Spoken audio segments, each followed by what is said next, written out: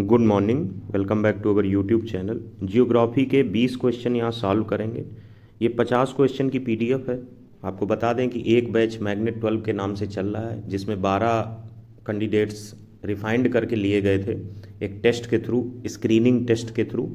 उसी की ये एक सीट है जिसमें 50 क्वेश्चंस थे। 30 क्वेश्चंस वर्ल्ड जियोग्राफी ज़्यादा है उसमें, और वर्ल्ड जियोग्राफी कम पूछी जाती है, इसलिए हमने ये 20 क्वेश्चंस आपके सामने रखे हैं।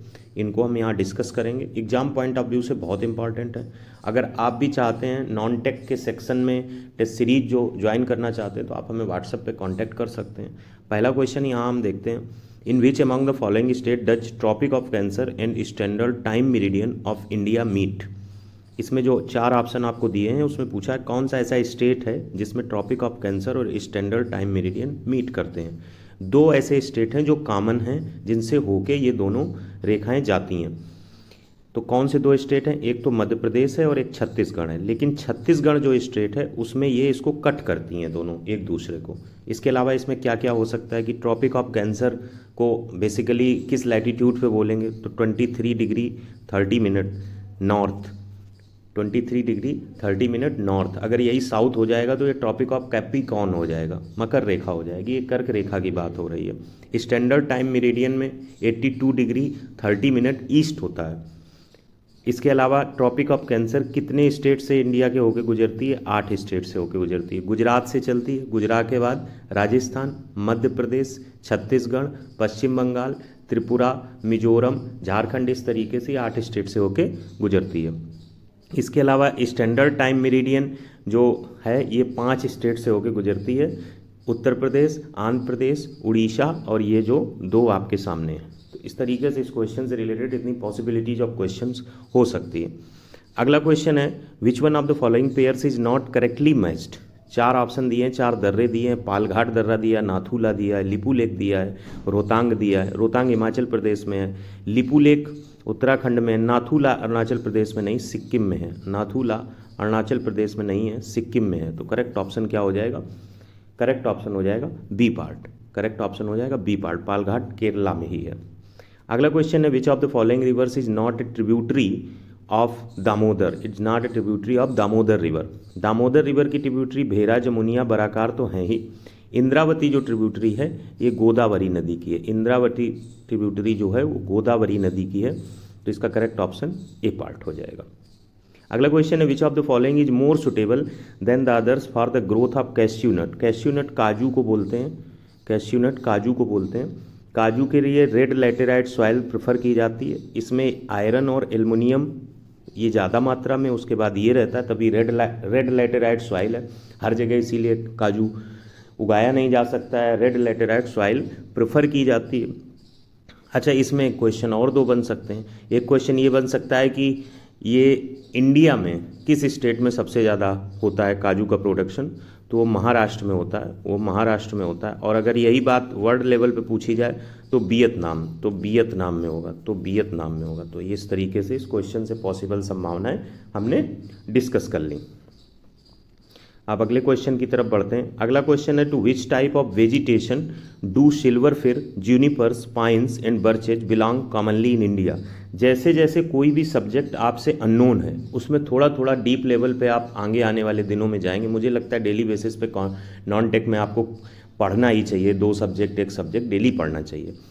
जो जैसे सिल्वर फिर है, इसको एक तरीके से चांदी का देवदार वृक्ष कहते हैं। जूनिपर है, पाइन से देवदार है। बर्चेज को बोलते हैं भोजपत्र के वृक्ष, भोजपत्र बोलते हैं।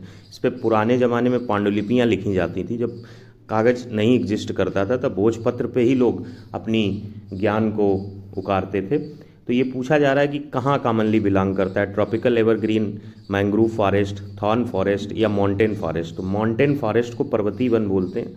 ये उसके सबसे बेसिक कॉमनली फाउंडेड वेजिटेशन है, जिनमें सिल्वर फिर, जूनिपर, पाइन्स और बर्चेज आते हैं। Let's move to the next question. Which of the following hills is situated in southern most part of India. Southern most part of India में कौन सी हैं? Annamalai hills, Palani hills, Nilgiri hills, cardamom hills. ये सभी hills जैसे अन्नामलाई और पलानी ये तमिलनाडु में है, ये तमिलनाडु में है। और नीलगिरी हिल्स तमिलनाडु, केरल और कर्नाटक 3 जगह है। और कार्डामम हिल्स सिर्फ केरल में है, कार्डामम हिल्स सिर्फ केरल में है। अब साउदर्न मोस्ट की बात करो तो ये एक हिस्सा तमिलनाडु घेरे, इधर का हिस्सा केरल घेरे। ये अगर नीचे से एक लाइन खींचो तो एक के बाद आप पाएंगे कि बीच से इधर का हिस्सा केरल है, ये थोड़ा पतला मिलेगा, तमिलनाडु थोड़ा ज़्यादा मिलेगा। अब आप यहाँ ही रियलाइज़ करिए कि साउदर्न मोस्ट में तो दोनों आ जाएंगे, लेकिन अब थोड़ा सा डिस्ट्रिक्ट वाइज जब आप जाएंगे तो आप पाएंगे कि कार्डामम हिल्स बिल्कुल नीचे है, बिल्कुल नीचे है। ये एक्चुअली में वेस्टर्न घाट को केरला में जो बोला जाता है पूरी पहाड़ियों के तौर पे कार्डामम हिल्स बोलते हैं। कार्डामम का मतलब होता है इलायची, और यहाँ पे इलायची बहुत ईजिली आप पाएंगे इन हिल्स एरियाज में, तो इसलिए इसको कार्डामम हिल्स बोलते हैं। तो साउदर्न मोस्ट तब टिपिकल नहीं होता है जब एक यहाँ की हिल हो, एक यहाँ की हिल हो, फिर एक यहाँ की हिल हो, तो आप इजीली बोल देंगे। जब वहीं पे पास के दो स्टेट्स हों, कंबाइंड हो, तो थोड़ा सा टिपिकल हो जाता है। खैर यहाँ पे करेक्ट ऑप्शन कार्डामम हिल्स होगा, दैट इज डी पार्ट। अगला क्वेश्चन है about 80% of the coal reserves of India lie in, कहाँ लाई करता है 80% of coal reserves? Godavari valley, Son valley, Damodar valley, Mahanadi valley. 80% of coal reserves Damodar valley में लाई करता है। इसको रूर ऑफ इंडिया को भी बोलते हैं, Ruhr of India. Ruhr place Germany में है, RUHR। ये जर्मनी में प्लेस है जहाँ पे बहुत कोल माइंस हैं जर्मनी की, और बहुत फेमस है उत्पादन के मसले में कोल के, तो इसलिए इसको रूर ऑफ इंडिया बोलते हैं दामोदर वैली को। एक प्रश्न ये भी पूछा जाता है कि दामोदर रिवर किस स्टेट से ओरिजिनेट होती है, तो झारखंड से होती है। दामोदर वैली कहाँ है? झारखंड, बिहार और पश्चिम बंगाल के बीच जो बॉर्डर है वहाँ पे दामोदर वैली एग्जिस्ट करती है, तो यहाँ पे करेक्ट ऑप्शन सी पार्ट होगा।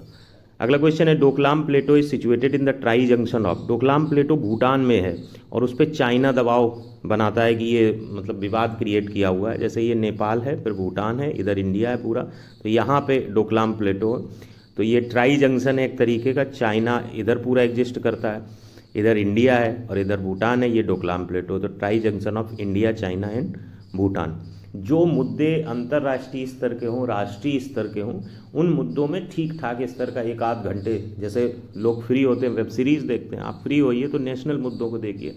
क्या चीन अक्साई विवाद है, क्या डोकलाम प्लेटो विवाद है, क्या अरुणाचल प्रदेश की कौन सी जगहों पे चीन दावेदारी करता है, उससे थोड़ा मेंटल विड्थ बढ़ती है इन मुद्दों को लेके। अगर मान लो नहीं जेई कभी यही का इंटरव्यू वगैरह देने गए तो ऐसे क्वेश्चंस होते हैं तो हम वहाँ वाइड नहीं रहते हैं, विद इन माइंड ब्लैंक नहीं रहते हैं। खैर अगला क्वेश्चन है the river Damodar Brahmani and Kharkai originate from the state of. अगला क्वेश्चन है the rivers Damodar Brahmani and Kharkai originate from the state of. अभी हमने बात की दामोदर कहाँ से ओरिजिनेट करती, झारखंड से, तो ब्राह्मणी और खरकोई या खरकाई ये भी रिवर कहाँ से ओरिजिनेट करेगी, झारखंड से ही ओरिजिनेट करेगी। Which of the following type of rocks are formed by the lithification process. कौन सी रॉक्स हैं जो लिथिफिकेशन प्रोसेस से क्रिएट होती हैं? लिथिफिकेशन प्रोसेस का बेसिक मतलब होता है एक तरीके का सीमेंटेशन करना, एक तरीके का सीमेंटेशन करना, एक तरीके का मिलाना। तो ये चीज़ सेडिमेंट्स को एक जगह इकट्ठा कर देना, that is lithification. It is actually sedimentary rocks. तो करेक्ट ऑप्शन सी पार्ट हो जाएगा। विच चैनल और straight is located between the great Nicobar island and Indonesia Sumatra island? Option है पाक straight, grand channel, 9 degree channel, 10 degree channel. इसका correct option होगा grand channel. इसी को बोलते हैं 6 डिग्री चैनल, ग्रांड चैनल को ही बोलते हैं 6 डिग्री चैनल। तो ये होगा कि भाई पाक स्ट्रेट क्या डिनोट करती है? पाक स्ट्रेट डिनोट करती है इंडिया और श्रीलंका के बीच, इंडिया और श्रीलंका के बीच, इंडिया और लंका के बीच कौन होगी? पाक स्ट्रेट। 9 डिग्री चैनल किससे रिलेट करेगा? 9 डिग्री और 10 डिग्री और 8 डिग्री, इसमें ना भूलने का एक बहुत अच्छा तरीका बता रहे हैं। 10 डिग्री सीधे याद रखिए अंडमान निकोबार, तो इसका डाउट खत्म हो गया। 9 और 8 में याद रखिए 8 को चाहे जैसे लिखो, उल्टा चाहे सीधा, 8 ही रहेगा। इसका मतलब मिनी काय और मालदीव में यम आ रहा है, सेम आ रहा है, तो 8 डिग्री चैनल। और 9 डिग्री चैनल में क्या होगा? मिनी काय और लक्षद्वीप। MM करके लोग याद रखते हैं, मुझे सबसे अच्छा लगता है कि 8 डिग्री चैनल है। 8 को चाहे जैसे पलट के भी लिख दो तो 8 ही रहता है। मतलब अब वैसे ना कर दो 90 डिग्री तो वो इन्फिनिटी हो जाए, लेकिन 8 डिग्री चैनल जनरली लोग 8 डिग्री 9 डिग्री में भूल जाते हैं। तो पहले तो दोनों में मिनी काय आएगा, उधर लक्षद्वीप और मालदीव हो सकता है। अगर यम सेम हो रहा है तो सेम ही रहता है, ऊपर भी एक जीरो, नीचे भी एक जीरो, तो मिनी का एंड मालदीव। इस तरीके से आप याद रख सकते हैं। चलिए let's move to the next question. Next question है, India's is divided in how many earthquake zones. Bharat को कितने अर्थक्वेक जोन्स में डिवाइड किया गया है।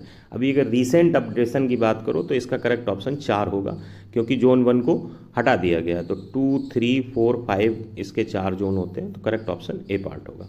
अगला question, 1 degree latitude is equal to approximately कितने किलोमीटर है, तो 111 किलोमीटर है। अगला क्वेश्चन है, what is responsible for earth's magnetic field.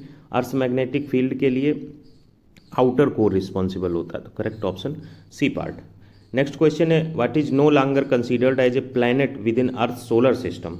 Earth solar system के भीतर किसे प्लैनेट नहीं माना जाता है, तो इंटरनेशनल एस्ट्रोनॉमिकल यूनिट IAU जो है उसके कुछ रूल्स रेगुलेशन है, जिसके अंतर्गत एक प्लैनेट को डिफाइन किया गया है, जिसमें 3 पर्टिकुलर कंडीशन होती हैं। एक तो ये सन को ऑर्बिट करना चाहिए, दूसरी इसकी ग्रेविटी इतनी होनी चाहिए कि ये गोल रह सके, तीसरी इसकी ग्रेविटी इतनी होनी चाहिए कि इसके आसपास जो सराउंडिंग में ऑब्जेक्ट हैं वो इसके इन्फ्लुएंस में आ सकें, जो कि एक्चुअली में ये फॉलो नहीं करता है प्लूटो। तो करेक्ट ऑप्शन जो होगा वो प्लूटो होगा, जिसको सोलर सिस्टम में प्लैनेट अब कंसीडर नहीं किया जाता। अगला क्वेश्चन है, in which of the following states is the Khetri copper belt located. बहुत फेमस है, खेतरी राजस्थान की जगह है, खेतरी राजस्थान की जगह है। और ये क्वेश्चन बहुत बार पूछा जाता है, कहाँ कॉपर पाया जाता है, तो खेतरी में पाया जाता है। कहाँ कॉपर पाया जाता है, तो राजस्थान में। मतलब they ask the question individual in state and also in the particular place. ये भी पूछ सकते खेतरी कहाँ है, तो खेतरी कहाँ है, राजस्थान में है। तो करेक्ट ऑप्शन डी पार्ट होगा। अगला क्वेश्चन है, Fotu La the great mountain pass at an altitude of 4108 metre sea level is the highest point of which Indian state UT. तो ये ग्रेट माउंटेन पास लद्दाख में है, ये लद्दाख में। अगला क्वेश्चन है, which river in India flows through rift valley. 2 river होती हैं, एक नर्मदा और एक ताप्ती। ये रिफ्ट वैली के थ्रू फ्लो करती हैं। यहाँ पे ऑप्शन ताप्ती है नहीं, नर्मदा है, तो करेक्ट ऑप्शन बी पार्ट हो जाएगा। पेरियार, पेंगाना और सोन नदी रिफ्ट वैली के थ्रू नहीं जाती हैं। अगला क्वेश्चन है, which is the highest peak in peninsular India. Which is the highest peak in peninsular India. Option है K2, अनाईमुड़ी, कंचनजंगा, कैमेट। अनाईमुड़ी जो है ये 2 डिस्ट्रिक्ट में केरला के एग्जिस्ट करती है। एक आपका एर्नाकुलम और दूसरा इडुक्की। ये हाईएस्ट पीक है पेनिसुलर इंडिया का, या एक तरीके से आप केरला तमिलनाडु साउदर्न में पढ़ते हैं तो उसको बोल सकते हैं साउदर्न इंडिया या पेनिसुलर इंडिया। लास्ट क्वेश्चन है, mount Everest is located in which mountain range. Mount Everest जो है वो हिमालयाज में एग्जिस्ट करता है, वो हिमालयाज में एग्जिस्ट करता है। ऑप्शन में एंडीज, एल्पस और रॉकीज था, तो correct option C part Himalayas हुआ। ये 20 क्वेश्चन हमने आपके सामने डिस्कस किए।